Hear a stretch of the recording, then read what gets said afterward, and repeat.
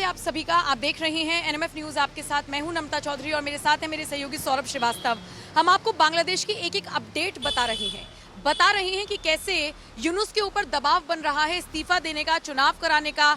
यहाँ तक कि जो बांग्लादेश की सेना है वो भी कहीं ना कहीं यूनुस के विरोध में उतर आई है। ढाका पर कब्जा करने की खबरें आ रही हैं। टैंक्स के टैंक्स ढाका की सड़कों पर उतरते हुए दिखाई दे रहे हैं। लेकिन इन सब के बीच क्या वाकई में वो तारीख आ गई है जब यूनुस अपने पद से इस्तीफा देने को तैयार हो गए हैं? आज इस वीडियो में इसी पर बात करेंगे। सौरभ समझाएंगे कि मैं ऐसा क्यों कह रही हूँ। देखिए, अभी जिस तरीके से नम्रता बांग्लादेश में हालात है, लगातार विपक्षी दलों और आर्मी के द्वारा यूनुस पर दबाव बनाया जा रहा था कि दिसंबर तक वो आम चुनाव को करा दे। और अब इस बीच ये बड़ी खबर सामने आई है कि यूनुस ने स्पष्ट कर दिया है कि वो अगले साल 30 जून के बाद एक दिन भी अपने पद पर बने नहीं रहेंगे। ये यूनुस ने कहा है जो ये बता रहा है कि बांग्लादेश की आंतरिक स्थिति क्या है। यूनुस ने साफ तौर पे ये स्पष्ट कर दिया है कि दिसंबर 2025 से लेकर जून 2026 तक वहाँ पर बांग्लादेश में चुनाव हो जाएंगे। ये जो एक बड़ा दबाव जो है राजनीतिक दलों और आर्मी की तरफ से यूनुस पर बनाया जा रहा था, ये उसी का नतीजा है। और ये साफ तौर पे ये दिखा भी रहा है कि किस तरीके से बांग्लादेश के अंदर सब कुछ स्थिर नहीं है। और सबसे बड़ी बात है, देखिए, यूनुस ने ये सिर्फ एक ऐलान नहीं किया है। यूनुस ने इस बात के जरिए एक बार ये भी दिखाकर अपने बात को स्पष्ट कर दिया है, यानी कि अभी लगभग 1 साल तक वो बांग्लादेश की कुर्सी पे काबिज रहने वाले हैं। उनके ये, हालांकि राजनीतिक दलों का विरोध कम हो जाए, आर्मी का दबाव कम हो जाए, इसके लिए उन्होंने एक तारीख का ऐलान कर दिया है और आश्वासन दे दिया है कि बांग्लादेश में दिसंबर 2025 से लेकर अगले साल जून तक विधानसभा आम जो चुनाव है वो करा लिए जाएंगे। और सबसे बड़ी बात है, बांग्लादेश को लेकर में एक बार फिर जो है शेख हसीना की अवामी लीग जो है वो पूरी तरीके से एक्टिव हो गई है। और देश के अंदर जो अस्थिरता बनी हुई है, इसको लेकर यूनुस ने शेख हसीना की पार्टी पर आरोप लगाया। उन्होंने कहा कि ये पार्टी प्रतिबंधित होने के बावजूद बांग्लादेश के अंदर आंतरिक कलह कराने की पूरी तरीके से तैयारी कर रही है और कदम उठा रही है। जी बिल्कुल, देखिए, पहले तो थोड़ा सा पृष्ठभूमि को समझना जरूरी है कि मोहम्मद यूनुस किन हालातों में उनको कमान सौंपी गई थी। तख्ता पलट कराया गया था शेख हसीना का और उनको आधे घंटे या 45 मिनट का वक्त दिया गया था कि अपने अपने परिवार के साथ अब यहाँ से निकल लो। खैर, भारत में आकर वो सुरक्षित अपनी जिंदगी बिता रही थी। बहुत वक्त से वो लुप्त वाली जिंदगी जी रही थी। अब वो फिर से एक्टिव हो गई हैं क्योंकि उन्हें समझ में आ रहा है कि यूनुस की सत्ता जाने वाली है। यूनुस को लेकर कहा जा रहा था कि अब तक तो वो अपने पद से इस्तीफा देने को तैयार नहीं थे, लेकिन जैसे ही वकार साहब, जो कि बांग्लादेश आर्मी के चीफ हैं, उन्होंने दबाव बनाया, कहा कि आप ही क्या ब्लडी कॉरिडोर के पीछे पड़े हुए हैं। बहुत सारे ऐसे फैसले हैं यूनुस के जिससे वकार सहमत होते हुए नजर नहीं आ रहे थे। और ये वही वकार है जो शेख हसीना के भी काफी ज्यादा लॉयल माने जाते हैं। ऐसे में यूनुस वर्सेस वकार होना ही था, आज नहीं तो कल होना ही था। वो वक्त अब आ गया है। अब ये पाकिस्तान से इन्होंने सीखा है या कहाँ से इन्होंने प्रेरणा ली है, क्योंकि पाकिस्तान में ही होता है कि सेना का कब्जा रहे सरकार पर। वही चीज अब बांग्लादेश में हो रही है। ऐसे में एक बयान आता है मोहम्मद यूनुस का और वो कहते हैं कि मैं बंधन महसूस कर रहा हूँ कि और मैं ऐसे काम नहीं कर सकता, मैं अपने पद से इस्तीफा दूंगा। 24 घंटे के अंदर अंदर वो अपने बयान से पलटते हैं कि नहीं, मैं पद पर बना रहूंगा। क्यों बना रहूंगा? क्योंकि वो एनएसए जैसी पोजीशन पर अपने एक खास आदमी खलील उर रहमान को उतार देते हैं, जो कि बेहद खतरनाक माना जाता है आदमी बांग्लादेश के लिए। अब इसका क्या मतलब है या क्या मकसद है? दरअसल ये जो आदमी है, ये वकार का जानी दुश्मन है।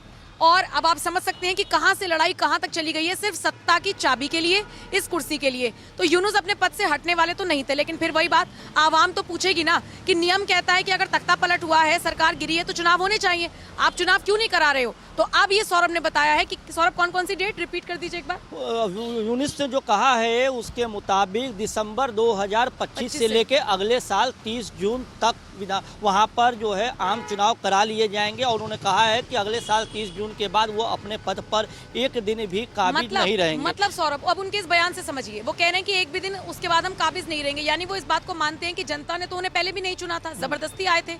शेख हसीना कह रही है आतंकवादियों के हत्थे देकर और उसके बाद सत्ता में आए थे। यानी वो मानते हैं कि जो वहाँ की आवाम है वो भी यूनुस के फैसलों से संतुष्ट नहीं है। तो अगर चुनाव होते हैं तो वो नहीं आएंगे। हाँ, ये बांग्लादेश की जो वर्तमान स्थिति है उसको वो साफ तौर पे ये स्पष्ट करती है कि देखिए बांग्लादेश के अंदर पूरी तरीके से अस्थिरता है। जनता जो है मूलभूत सुविधाओं को लेकर पूरे बांग्लादेश में सड़कों पर उतर रही है। सरकारी कर्मचारी अपने दफ्तर नहीं पहुंच रहे हैं। राजनीतिक दलों का सरकार को लगातार विरोध का सामना करना पड़ रहा है। बहुत सारे ऐसे बंदरगाह हैं जहाँ पर लोग काम नहीं कर रहे हैं, तो जो एक्सपोर्ट इंपोर्ट का काम होना था वो नहीं हो रहा है। टेक्सटाइल इंडस्ट्री कितनी बड़ी है बांग्लादेश में, वो ठप पड़ी हुई है। टेक्सटाइल इंडस्ट्री पे भारत ने भी जरा तगड़ा चोट प्रहार लगाया है। तो कई तरीके से बांग्लादेश के जो देखिए सबसे बड़ी बात है कि जो पूर्व प्रधानमंत्री वहाँ की थी शेख हसीना, वो काफ़ी बांग्लादेश की परिस्थिति को समझती थी। वो अपने देश की स्थिति के हिसाब से वहाँ के देश के लिए फैसले लेती थी और अन्य देशों से वो संबंध स्थापित करती थी, कैसे बांग्लादेश को आगे बढ़ाया जा सके, मजबूत किया जा सके। लेकिन तख्ता पलट के बाद मोहम्मद यूनुस से बांग्लादेश के वासियों को काफ़ी उम्मीदें थी, क्योंकि एक लंबे समय के बाद वहाँ पर शेख हसीना का तख्ता पलट हुआ था, तो एक नई उम्मीद जगी थी। लेकिन कुछ ही महीनों के भीतर बांग्लादेश की स्थिति और नरकीय टाइप की हो गई है। और अब स्थिति ये है कि अगर चुनाव करा लिया जाए बांग्लादेश में, तो मोहम्मद यूनुस अगर खड़े भी होते हैं तो मोहम्मद यूनुस को वहाँ की जनता पूरी तरीके से नकार देगी। दूसरी बात, सबसे बड़ी बात है कि आर्मी ने भी पूरे तरीके से उनको एक धमकी दे दी थी, आर्मी चीफ वकार ने, कि आप दिसंबर तक चुनाव करा लीजिए, क्योंकि उन्होंने ये कहा था कि आप सबसे बड़ी आर्मी से उनके वैचारिक मतभेद तब शुरू हुए जब अमेरिका के साथ मिलकर वो बांग्लादेश म्यांमार बॉर्डर पर मानवीय कॉरिडोर की उन्होंने बात की योजना बनाई। उसी के समय से ये दूरी जो यूनुस और आर्मी प्रमुख के बीच शुरू हो गई कि भाई आप अगर सीमा पर कुछ आप कर रहे हैं, आप कुछ ऐसी चीज़ें कर रहे हैं, तो इसकी जानकारी आप कम से कम सेना प्रमुख को दीजिए। लेकिन सेना प्रमुख को पूरी तरीके से मोहम्मद यूनुस ने अंधेरे में रखा। और यही वजह है कि जब राजनीतिक दलों ने लगातार यूनुस का विरोध की सुर को तेज किया, तो उसमें आग में घी डालते हुए अपने मकसद को पूरा करने के लिए आर्मी चीफ भी सामने आ गए हैं। और सबसे बड़ी बात है कि तख्ता पलट के बाद जो शेख हसीना पूरी तरीके से बांग्लादेश की राजनीति पे साइलेंट थी, चुप थी, अब उनकी भी लगातार प्रतिक्रियाएं सामने आ रही है। वो साफ तौर पे कह रही हैं कि मोहम्मद यूनुस बांग्लादेश को अमेरिका के हाथों में गिरवी रख दिए हैं, वो आतंकवादियों के इशारे पे काम करते हैं। तो यूनुस पर बड़े गंभीर आरोप जो है वो शेख हसीना की तरफ से लगाए जा रहे हैं। और अब ये देखना दिलचस्प होगा कि आने वाले दिनों में बांग्लादेश के अंदर क्या होता है।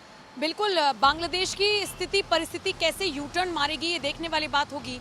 वो शेख हसीना जो पिछले 6-7 महीनों से कम ये भरोसा अपने समर्थकों को दिला रही हैं कि वो वापसी करेंगी, उसमें भारत किस तरीके से मदद करेगा ये भी देखने वाली बात होगी। उनकी री एंट्री हो पाएगी या नहीं, वो सत्ता में आ पाएंगे या नहीं, क्योंकि आवामी लीग के जो कार्यकर्ता हैं, जो समर्थक हैं, वो तो अभी भी मैदान में डटे हुए हैं ही, एक पिच तैयार कर रहे हैं। ठीक उसी तरीके से जैसे यूनुस के समर्थकों ने शेख हसीना के विरोध में पिच तैयार की थी, अब उसी तरीके से यूनुस के विरोध में शेख हसीना के समर्थक कर रहे हैं। तो ये बड़ा दिलचस्प होने वाला है। लेकिन यहाँ ये भी समझना होगा कि बांग्लादेश में जो भी स्थिति बन रही है और वो क्यों बन रही है वो भी आप जानते हैं, लेकिन वहाँ के जो ये यूनुस साहब हैं, ये भारत को जिम्मेदार बता रहे हैं इस चीज़ के लिए, क्योंकि इन्होंने राग अलापना शुरू कर दिया है पाकिस्तान वाला कि जो हो ठीकरा फोड़ दो भारत के ऊपर। बहरहाल भारत जब मारेगा तो घुसकर मारेगा, ये बात बांग्लादेश को पता है, पाकिस्तान को भी पता है, तो दुनिया के कई देशों को पता है। फिलहाल देखने वाली बात होगी बांग्लादेश में स्थिति किस तरीके से बदलेगी। आप बाकी अपडेट्स के लिए हमारे साथ बने रहिए। नमस्कार।